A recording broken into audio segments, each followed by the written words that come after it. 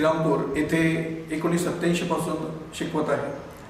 आपल्या क्लासचा विद्यार्थी अनुज रोकडे हा इयत्ता 10वी मध्ये सुद्धा खूप पुढे होता आणि 11वीत तर पूर्ण श्रीरामपुरात प्रथम आलेला आहे.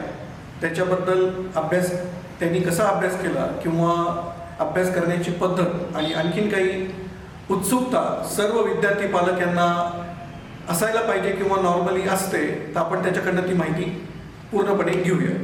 तर अनुज, तुला मिळालेल्या यशाबद्दल तुझे हार्दिक अभिनंदन. आधी तू एक शॉर्टमध्ये इंट्रोडक्शन द्यावं असं मला वाटतं. माझं नाव अनुज सुनील रोकडे. मी 11वीला RBNP कॉलेजमध्ये होतो आणि माझं 10वीत शिक्षण हे DD गाचोई माध्यमिक विद्यालयात झालं. 10वीत मला 96% मार्क होते. इंग्लिशला 94, मॅथमध्ये 98 होते आणि सायन्समध्ये पण 98 होते. 11वीला तुला जेव्हा सायन्स घ्यायचं ठरवलं त्यावेळेस बरेच पर्याय क्लासेसचे उपलब्ध असताना बिहाणी क्लासेसच जॉईन करावं असं कशावरनं वाटलं? माझ्या वडिलांना म्हणजे जेव्हा ते 93मध्ये 11वीला आले होते त्यांना पण तुमच्याच क्लासमध्ये यायचं होतं, पण काही कारणास्तव ते येऊ शकले नाही. म्हणून त्यांच्या मनात पण होतं का माझ्या मुलांनी 11वी 12वीला बिहाणी क्लास जॉईन करावा. तसेच या शेजारच्या रस्त्यावरून जाताना पण क्लासची पाटी वगैरे पाहिली होती, जाहिरात बघितली होती थोडीफार. त्यामुळे मी 11वी 12वीला बिहाणी क्लास जॉईन करायचे ठरवले. आता ते ठरवलं त्याच्यानंतर ॲक्च्युअली जेव्हा क्लास जॉईन केला त्यावेळेस 11वीला विशेषतः फिजिक्स, केमिस्ट्री, मॅथ, बायोलॉजी या 4ही विषयात तू जॉईन केले आणि 4ही विषयात जवळजवळ तू हायेस्ट आहेस. तर शिकवण्याची पद्धत जे वर्षभर क्लास अटेंड केले याबद्दल काय सांगते? सरांनी मॅथचे जे काही प्रॉब्लेम आहे संपूर्ण प्रॉब्लेम पुस्तकातले घेतले, त्या व्यतिरिक्त काही एक्स्ट्रा इन्फॉर्मेशन पण दिली. त्याचप्रमाणे केमिस्ट्री आणि फिजिक्सच्या कन्सेप्ट क्लिअरिंगवर प्रामुख्याने भर दिला. या व्यतिरिक्त काही जे एक्स्ट्रा नॉलेज किंवा पुस्तकाची कन्सेप्ट आहे तिला कोणता बेस लागतो आणि या कन्सेप्टवर पुढे काय अवलंबून आहे हे देखील सांगितले. त्यामुळे अभ्यासातील रस अजून वाढला. या क्लासमध्ये तुला जाणवलेल्या विशेष गोष्टी, मिळणाऱ्या फॅसिलिटीज आणि त्याचा उपयोग करून अभ्यास आणि मार्क वाढवण्याबद्दल काय सांगता येईल? सरांनी वर्गातल्या टीचिंग बरोबरच जे क्वेश्चन सॉल्व करायचे असतात त्यासाठी काही विशेष असे पुस्तकं दिले, अजून त्याचा संदर्भ दिला. त्यामुळे जी कन्सेप्ट समजली होती तिचा अजून पक्की होण्यासाठी मदत झाला. तसेच ज्या कन्सेप्टवर जे क्वेश्चन येतात पेपरमध्ये ते देखील सोडवण्यासाठी कॉन्फिडन्स आहे. 11वीला प्रथम सत्र म्हणजे फर्स्ट टर्म एक्झाममध्ये तुला फिजिक्स, केमिस्ट्री, मॅथ, बायोलॉजी ही 50 मार्काची जी प्रथम सत्र परीक्षा होते त्याच्यात कसे मार्क होते आणि आत्ता जो फायनल ॲन्युअल एक्झामचा रिझल्ट लागला त्याच्यामध्ये मार्क्स आणि टोटल पर्सेंटेज कसे होते?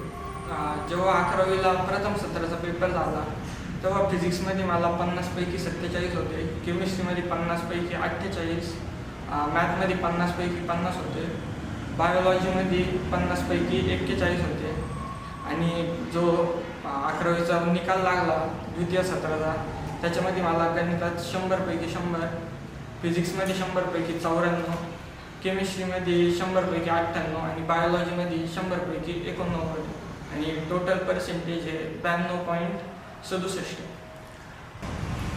अनुज, तुला 11वीला आल्यानंतर म्हणजे जेव्हा ठरलं की बिहाणी क्लासेसच जॉईन करायचं आहे त्यावेळेस असं जाणवलं की 11वीचा अभ्यास हा 12वीच्या मानाने सीईटीच्या मानाने काही नाही, तर तुला ती प्रेरणा कशामुळे मिळाली की मी 12वीचा अभ्यास पण सुरुवातीपासूनच करायला पाहिजे किंवा कशा पद्धतीने करू शकतो?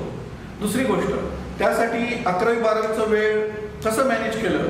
आणि तिसरी सगळ्यात महत्त्वाची गोष्ट की आपण ते करतोय ते प्रॉपर डायरेक्शनने चाललंय का नाही ह्याच्यासाठी तुला असं काय काय उपाययोजना करावीशी वाटली किंवा इथून त्याच्यासाठी तुला काय सपोर्ट मिळाला? ज्यावेळेस मी सुरुवातीला 10वीतून 11वीत आलो होतो तेव्हा सुरुवातीचे 2 महिने मी फारसा अभ्यास केला नव्हता किंवा तेव्हा पण असं वाटलं होतं की 10वीला जसं सिलेबस शेवटच्या 2-3 महिन्यात पूर्ण केला तसा होईल. पण जेव्हा मी ॲक्च्युअल 11वीच्या अभ्यासाला सुरुवात केली क्लासेस रेग्युलर होत होते, तेव्हा असं जाणवलं की 10वीपेक्षा 11वीचा सिलेबस मोठा आहे आणि 11वीपेक्षा 12वीचा सिलेबस हा अजून वास्ट आहे किंवा मोठा आहे.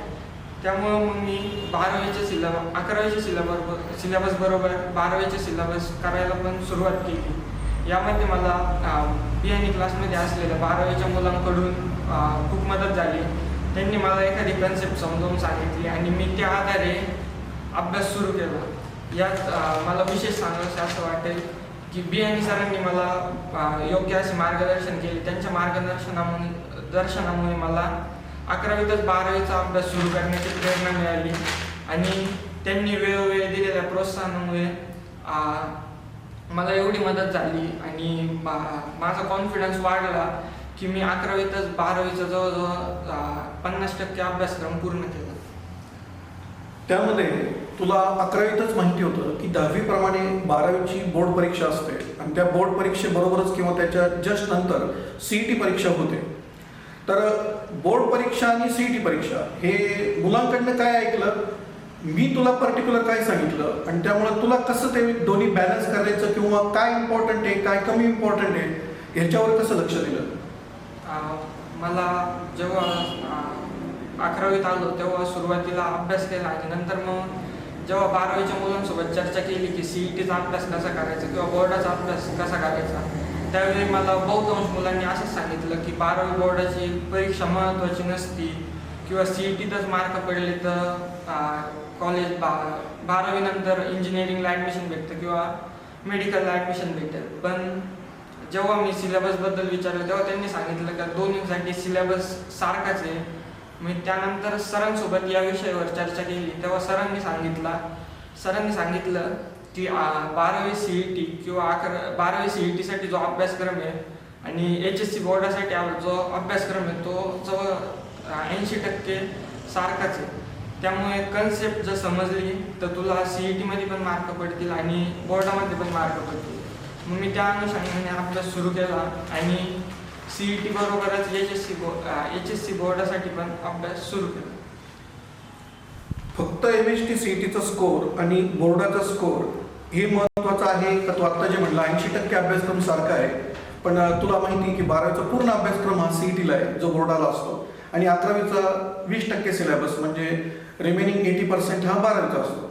11वीच्या कॉन्सेप्ट 12वीला कसे युजफुल ठरतात? 11वी हे खरंच रेस्ट इयर आहे का 11वीच्या कॉन्सेप्ट त्याच्यावरचा बेस हा 12वीसाठी युजफुल आहे? म्हणजे फक्त CETसाठी काही चॅप्टर म्हणून नाही, तर 11वीचा मुळातच अभ्यासक्रम हा कसा 12वीसाठी युजफुल आहे आणि तू ते कसं मॅनेज केलं? 11वीचा जो सिलेबस आहे त्यातल्या काही कन्सेप्ट या 12वीच्या कन्सेप्टसाठी बेस म्हणून वापरात येतात आणि त्याचबरोबर 12वी जे चॅप्टर आहे ते काही 11वीच्या सिलेबसचे कंटिन्युएशन आहे. जरी 11वीचे काही चॅप्टर आहे CETला नसले पण त्यातली जी कन्सेप्ट आहे ती 12वीच्या एखाद्या कोणत्या पण चॅप्टरच्या एखादी कन्सेप्ट समजून घेण्यासाठी महत्त्वाची ठरते. परीक्षेसाठी केलेला अभ्यास आणि कॉन्सेप्ट समजून नॉलेज ओरिएंटेड केलेला अभ्यास, जेव्हा तुम्हाला नॉलेज ओरिएंटेड एंट्रन्ससाठी इंटरेस्ट म्हणून अभ्यास करायचा आहे, मग त्याचं कसं ॲडजस्ट करायचं की आपल्याला इंटरेस्ट येऊन आपण जास्त ते कॉन्सेप्ट खोलवर समजली पाहिजे का वरच्यावर फक्त परीक्षेत लिहिण्यासाठी केली पाहिजे? काय वाटतं? मला असे वाटते की परीक्षेसाठी केलेला अभ्यास हा तुम्ही फक्त ती परीक्षा होईपर्यंतच लक्षात राहतो किंवा त्यानंतर तुम्ही ते विसरून देखील जाऊ शकता. परंतु कन्सेप्ट म्हणून जर अभ्यास केला तर तुम्हाला तो आयुष्यभर लक्षात राहील आणि त्याचा फायदा नक्कीच तुम्हाला पुढे कोणत्याही क्षेत्रात होऊ शकतो. तुझं 12वी बोर्ड आणि MST CETमध्ये मिळणारा स्कोर याबद्दल काय अपेक्षा किंवा टार्गेट आहे? 12वी बोर्डामध्ये मला 90%पेक्षा पुढे जाण्याची अपेक्षा आहे आणि मॅथमध्ये चांगला स्कोर झाला पाहिजे. त्याचप्रमाणे CETमध्ये पण चांगला स्कोर झाला पाहिजे असं वाटतं. मग त्यासाठी तुझं नियोजन शेड्यूल अभ्यासाचं म्हणजे आणि किती टक्के अभ्यास आत्तापर्यंत 12वीचा पूर्ण झालेला आहे?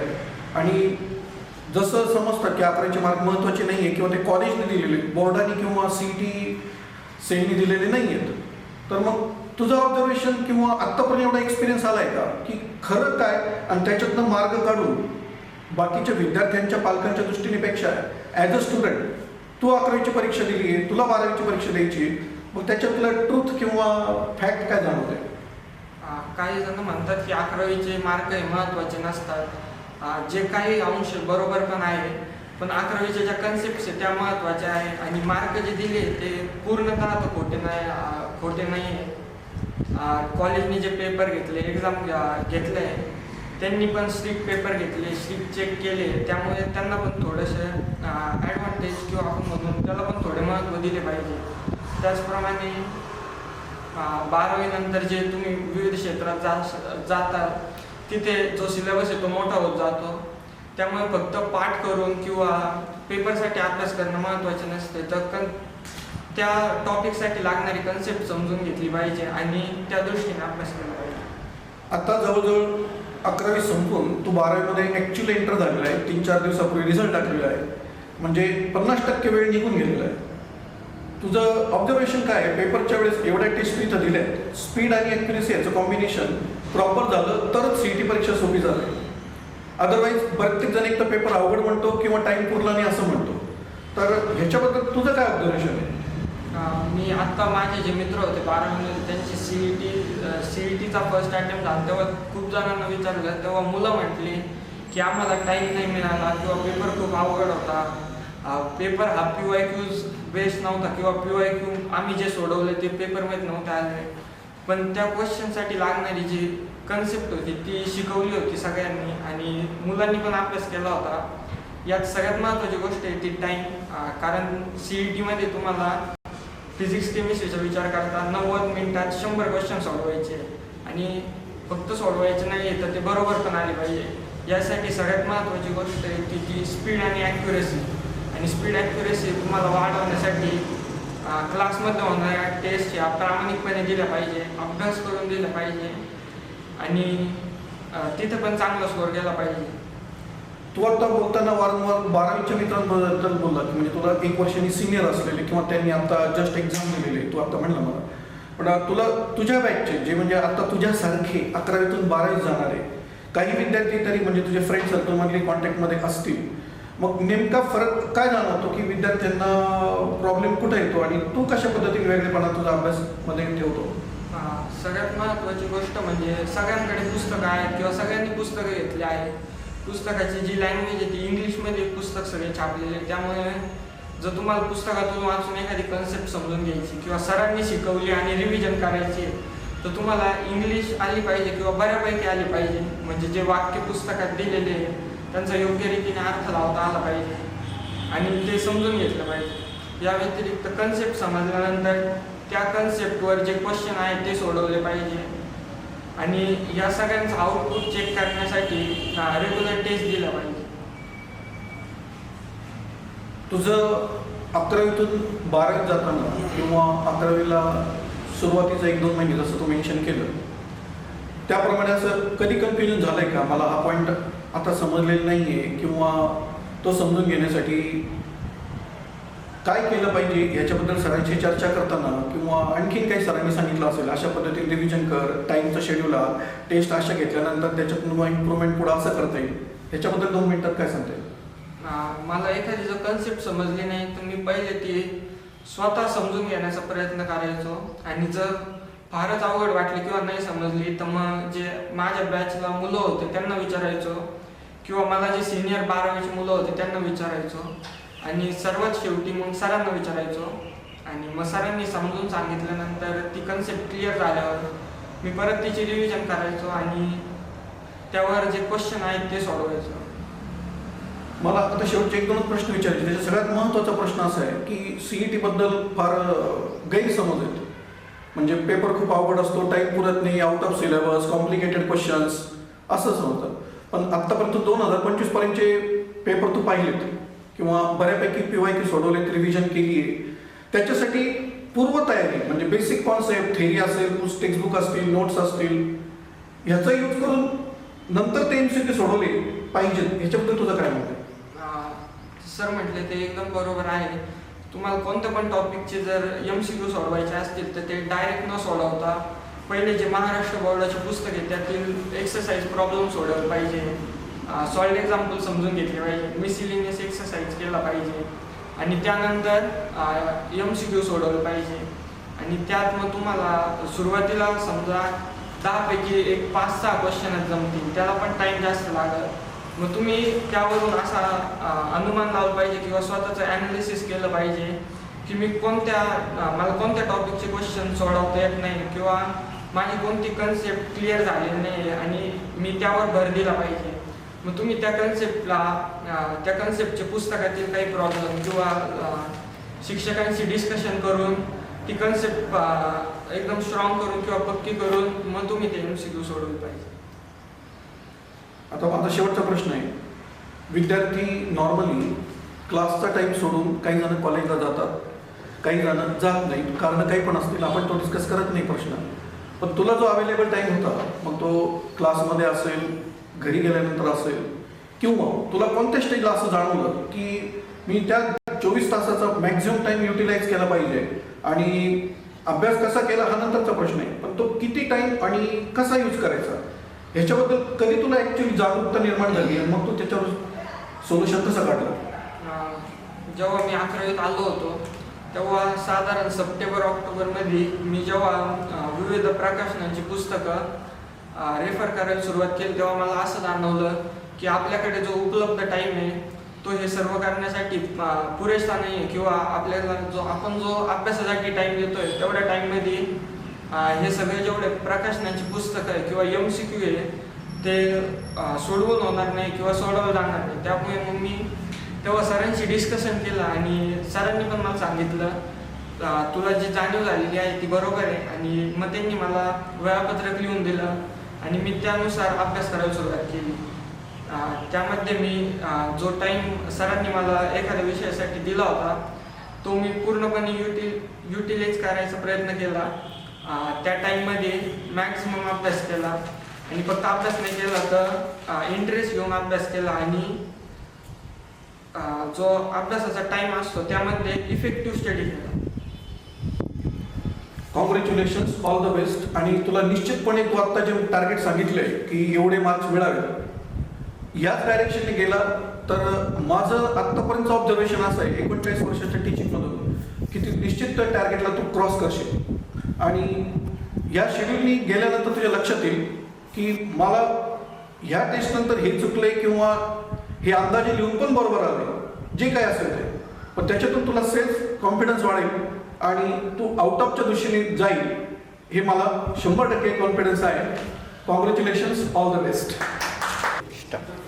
रोकडे सर नमस्कार। नमस्कार। आपला परिचय अनुज जेव्हा ह्या क्लासमध्ये जॉईन झाला त्यावेळेसपासून आहे, पण तुम्ही मला त्यावेळेस असं सांगितलं होतं की सर मला तुमच्याकडे 1993ला क्लास आहे, मला पण ऐकून स्ट्राईक वाटतं, मला बरेचसे माझे जुने विद्यार्थी असं म्हणतात, काही जण विद्यार्थी घेऊन पण येतात पण ते पुढे कंटिन्यू क्लासला येत नाही। अनुजच्या बाबतीत तसं नाही घडलं। अनुजला तुम्ही केव्हा ह्या क्लासमध्ये जॉईन करायचं असं ठरवलं होतं, आणि आज 10वी 11वी म्हणजे 11वी संपूर्णतः ॲक्च्युअल 12वीत एंटर झालेला आहे, श्रीरामपुरात 11वीत पहिला आलेला आहे, तर तुमचं स्वतःचा अनुभव आणि ती सुरुवात जी ठरवली होती या क्लासमध्ये यावं, अनुज सक्सेस होऊ शकतो, याच्याबद्दल तुम्हाला काय वाटतं? मी 11वी सायन्सला होतो, पण नंतर काही कारणामुळं मी आर्टला ॲडमिशन घेतलं आणि 12वी, पण रस्त्याने सायकलीवर ज्यावेळेस जायचो त्यावेळेस सरांचा क्लास मला दिसायचा, त्याची जाहिरात दिसायची, आणि सर फक्त 11वी आणि 12वी आणि इंजिनिअरिंगचे क्लासेस घ्यायचे। पण नंतर जेव्हा अनुजला शाळेत सोडायला यायचं तेव्हा सरांनी मग 8वी 9वी 10वीचं पण सुरू केलं। मग 10वीचं सुरू केलं, मी सरांच्या क्लासमध्ये अनुजला जॉईन करायचं, आणि जे आपल्याला जमलं नाही ते आपल्या मुलाकडून करून घ्यायचं, असं तेव्हापासून ठरवलेलं होतं। सर आपण पण एक शिक्षक आहात, अनुभवी शिक्षक आहात, तुम्हाला सुरुवातीपासूनच अनुजची अभ्यास करण्याची पद्धत ही कशी वाटली? अनुज स्वतःहून प्रत्येक गोष्ट समजावून स्वतः करण्याचा जास्तीत जास्त प्रयत्न करायचा। सरांचं शाळेतल्या सगळ्या शिक्षकांचं मार्गदर्शन घेऊन स्वतःहून अभ्यास करायचा, त्याला स्वतः कधी अभ्यास करावा असं सांगायची गरज पडली नाही। फक्त एकदाच लहानपणी त्याला येत नव्हता म्हणून तुम्ही तेवढं समजावून सांगितलं, आणि ती समजावण्याची पद्धत मग मला माझ्या आईने पण ती सुधरवून घेतली, आणि तेवढंच फक्त सांगितल्यानंतर पुन्हा कधी सांगण्याची गरज पडली नाही। म्हणजे तुमच्या म्हणण्यानुसार तो सेल्फ स्टडी जास्त करतो, त्याला काही सांगावं लागत नाही, कारण बरेच विद्यार्थी आजकालच्या काळात परीक्षेला आल्यानंतर पुस्तक हातात घेतात, टेम्पररी काहीतरी अभ्यास करतात, पण तुम्हाला ते 10वीपर्यंत ठीक आहे, 11वीला असं 11वी-12वीच्या महत्त्वाच्या टप्प्यावर असं काय जाणवलं की बिहानी क्लासमध्ये जॉईन करूनच आपल्याला सर्वोत्कृष्ट यश मिळू शकतं, किंवा इथे असं काय वेगळेपण आहे की जो इतरकडे आपल्याला मिळू शकत नाही? त्यामध्ये सर्वात महत्त्वाचं म्हणजे की बिहानी सरांचे विद्यार्थी जुने की जे 1987 पासून सरांनी सुरुवात केली, तर मी सर्वसाधारण 92ला 10वी झालो. तर सरांचे विद्यार्थी मी तेव्हा पण पाहिलेले होते. जाहिरात म्हणजे त्यांनी जाहिरात न करता फक्त आपल्या क्लासमध्ये जी मुलं आलेली आहेत त्यांची नावं मी वाचली आणि त्यावरून मी ठरवलं की अनुजला क्लासमध्ये बिहानी सरांकडेच टाकायचं. आणि सगळ्यात महत्त्वाचा जो अनुभव असतो तो अनुभव फार महत्त्वाचा असतो. इतर जाहिरात बघण्यापेक्षा अनुभवाला फार महत्त्व आहे आणि त्या अनुभवाचा उपयोग आपल्या मुलाला होईल या दृष्टिकोनातून मी बिहानी सरांकडेच आपला क्लास जॉईन केलेला आहे आमचा. म्हणजे तुमच्या बोलण्यावरून असं लक्षात येतंय की बाहेर स्पर्धा, जाहिरात, ॲडव्हर्टाईज, मार्केटिंग ह्या गोष्टींपेक्षा विद्यार्थ्याला समजणं आणि त्याचं रिझल्टमध्ये, आउटपुटमध्ये कन्व्हर्जन होणं ह्या गोष्टी जास्त महत्त्वाच्या आहेत. दुसरा प्रश्न मला असा विचारायचा आहे सर, नाही म्हटलं तरी तुम्ही जेव्हा 93 साली होता आणि आज जे 2024, 25, 26 आहे यामध्ये प्रचंड कालावधी निघून गेलेला आहे, पण तरी तुम्हाला असं का जाणवलं की हा क्लास आत्ता सुद्धा त्याच पद्धतीने चालतोय आणि विद्यार्थ्यांना घडवतोय? ज्यावेळेस अनुजने 10वीचा क्लास सुरू केला सरांकडे, तर सर फक्त 11वी आणि 12वीच घ्यायची. पण मी अनुजला प्रत्येक वेळेस म्हणजे एक आठवड्यातून एक 10-15 मिनटं अनुजसाठी मी वेळ द्यायचो. मग तेव्हा त्याला विचारायचो दिवसभर काय झालं, आठवड्यात काय झालं, सरांनी कसं शिकवलं. मग सरांचा तो अनुभव सरांचा तर 11वी-12वीचाच अनुभव होता, पण सरांनी 10वीचा पण त्या पद्धतीने शिकवला आणि तो अनुभव मला 10वीत समजला आणि म्हणून मग 11वी आणि 12वी सरांकडे मी तर ठरवलेलंच होतं. मग त्यानुसार पुन्हा आणखी तो पाया जास्त पक्का झाला. सर, आम्हाला सध्या जे जाणवतं, कदाचित तुम्हाला पण जाणवत असेल तुम्ही टीचर असल्यामुळे, की विद्यार्थी आणि पालक यांच्यात तेवढं समन्वय म्हणजे कोऑर्डिनेशन जेवढं पाहिजे तेवढं नाही. आणि बरेच जण मोबाईलमुळे टाइमपास होतोय किंवा 1-2च कारणं सांगतात, पण तुम्हाला हे कारण महत्त्वाचं वाटत नाही का की पालक आणि विद्यार्थी यांच्यातलं जे समन्वय तो जर प्रॉपर टिकला तर त्याच्या विद्यार्थ्याच्या डेव्हलपमेंटला किंवा त्याच्या पुढच्या भविष्याला ते अतिशय महत्त्वाचं आहे? बरोबर आहे. जुने लोक म्हणायचे ज्यावेळेस मुलाची म्हणजे वडिलांची चप्पल मुलाला येते तेव्हा त्यांच्या दोघांमध्ये मित्रत्वाचं नातं असतं आणि त्याप्रमाणे मी अनुजला दिवसभर जी काही घटना घडत असते त्याबद्दल विचारत असायचो आणि त्याचबरोबर काही वैयक्तिक प्रश्न पण वेगळ्या प्रकारचे विचारायचे. त्यामुळे काय होतं, वडील आणि मुलगा एक मित्रत्वाचं नातं निर्माण होतं आणि त्यामुळं तो अभ्यास कसा करतो त्याबद्दल माहिती होते आणि त्याचबरोबर की आपल्या क्लासमध्ये सराउंडिंगला आपले मित्र कसे आहेत, त्यांचे विचार कसे आहेत याबद्दल एकमेकांचे विचार एकमेकांना सांगता येतात. मला शेवटचे फक्त आता 1-2 प्रश्न विचारायचे. त्याच्यातला पहिला प्रश्न असा आहे की कोणत्या गोष्टी विद्यार्थ्यांनी टाळल्या पाहिजेत, कोणत्या स्वीकारल्या पाहिजेत, आणि ह्या 2 गोष्टी सिलेक्ट और रिजेक्ट झाल्यानंतर त्याचा पुढं पाठपुरावा कसा करावा किंवा त्याच्यातून सोल्युशन किंवा जे काही शेड्यूल असेल अभ्यासाचं किंवा इतर गोष्टींचं ते मॅनेज करण्यासाठी काय केलं पाहिजे?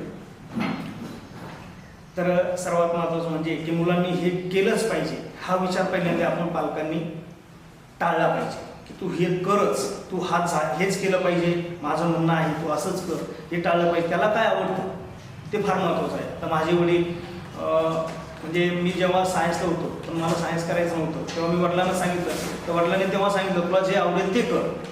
तसंच माझं पण अनुजला असंच म्हणणं आहे आणि सर्वांनाच असं म्हणणं आहे की मुलांना जे आवडतं ते त्यांना करू द्यावं, म्हणजे त्यांचं विश्व स्वतःला त्यांना निर्माण करू द्यावं. आणि त्याचबरोबर काय टाळावं, तर मुलांनी होता होईल तेवढं मोबाईल कमी जर पाहिला, म्हणजे स्क्रिप्ट मोबाईल तर पाहिलाच पाहिजे, पण त्यामध्ये कमीत कमी वेळ जर बघितला तर त्यांचा अभ्यासावर जास्त वेळ जाईल. आणि वाचाल तर वाचा या दृष्टिकोनातून जर वेगवेगळ्या प्रकारचे पुस्तकं रेफर केले तर त्याचा उपयोग त्यांना अभ्यासासाठी होऊ शकतो, मोबाईलचा पण उपयोग होतो, पण किती प्रमाणात काय घ्यायचं हे त्यांनी ठरवायचं असतं. त्या एवढं ठीक आहे. सर, माझा शेवटचा प्रश्न असा आहे की आता 50% जर्नी त्याची CET परीक्षेपर्यंत झालेली 11वी झाल्यामुळे तुम्ही स्वतः, मी अनुजची तर दर 2-4-8 दिवसात माझी नियमित चर्चा चालू असते, कधी दिवसातनं 2दा पण होते. मी त्याच्या फक्त अभ्यासाच्या कॉन्टॅक्टमध्ये नाही, पण तो जे मला शिकवताना पाहतो या क्लासमध्ये कोणती पार्सलिटी किंवा सस्पेन्स असं नाही आहे. अभ्यासाव्यतिरिक्त एक्स्ट्रा गोष्टी पण आम्ही मुलाला सांगतो. त्याबद्दल तुमची कशी चर्चा होते, पहिली गोष्ट. आणि ह्याच प्रश्नात शेवटचा प्रश्न असल्यामुळे दुसरी गोष्ट, तुम्ही कितपत सॅटिस्फाय म्हणजे समाधानी आहात? अनुज तर मॅक्झिमम आहे, मी 100% असं नाही म्हणणार, ते रिझल्ट झाल्यावर प्रूव्ह फायनलचं, असणं आणि पुरवणं याच्यात फरक आहे. पण तुम्ही कितपत समाधानी आहात की तो जो अभ्यास करतोय नॉर्मली तो सकाळी 7ला येतो तो संध्याकाळी 7ला जातो, माझंही CCTV मधनं मोबाईलमध्ये मला दिसतं तो काय करतोय. पण तुम्हाला असं काही जाणवत आहे का की आपण जो निर्णय घेतला तो कितपत बरोबर आहे आणि त्याच्यासाठी अनुज जे अभ्यास करतो किंवा आमचं या क्लासमध्ये गायडन्स मिळतंय त्याच्याबद्दल तुम्हाला काय सांगते? या क्लासमध्ये बियाणे सर, विनोद बियाणे सर आणि प्रमोद बियाणे सर दोघं भाऊ अनुजला चांगल्या प्रकारे मार्गदर्शन तर करतातच, पण त्याचबरोबर अनुज काय करतो याबद्दल सर स्वतः वैयक्तिक लक्ष देतात. आणि या क्लासमध्ये हेच महत्त्वाचं आहे की वैयक्तिक सर्व प्रकारे लक्ष दिलं जातं. आणि जर म्हटलं तर अनुजच्या अभ्यासाबद्दल मी समाधानी आहे, कारण तो स्वतः इथं येऊन स्वतः सगळ्यात महत्त्वाचं कुणाला मारून मटकून घोड्यावर बसवणं त्यापेक्षा स्वतः होऊन अभ्यास करणं हे फार महत्त्वाचं आहे. आणि अनुज त्याप्रमाणे स्वतः होऊन अभ्यास करतो आणि घरी पण एक सर्वसाधारण 8:30पर्यंत अभ्यास करतो. आणि पहाटे जर म्हणजे पेपर असला तर एक सर्वसाधारण 3:30 पावणे 4ला उठतो आणि 5:30पर्यंत अभ्यास करून पुन्हा झोपतो आणि एक सर्वसाधारण 6:15ला आवरून तो पुन्हा रिक्षाने येण्यासाठी क्लासला तयार असतो. मला प्रश्न विचारायचा नव्हता पण तुम्ही शेवटच्या पॉईंटमध्ये बरीच माहिती सांगितली, म्हणजे एक प्रश्न तयार झाला माझ्या मनात. एवढं म्हणजे जवळजवळ तो दिवसभर अभ्यास करून सुद्धा तुम्ही म्हणताय की रात्री 11:30पर्यंत करतो, टेस्ट असेल तर 3:30 पावणे 4 उठतो. एवढं करताना तुम्हाला कधी त्याचं थकावट किंवा आरोग्याबद्दल कधी प्रश्न किंवा स्ट्रेस, डोकं दुखणं असे प्रश्न तुम्हाला जाणवले किंवा त्यांनी तुम्हाला कधी सांगितले का? आता यावरून मला माझ्या वडिलांची पण आठवण आली की वडील मला असंच म्हणायचे, माझा पण अभ्यास करण्याची अशीच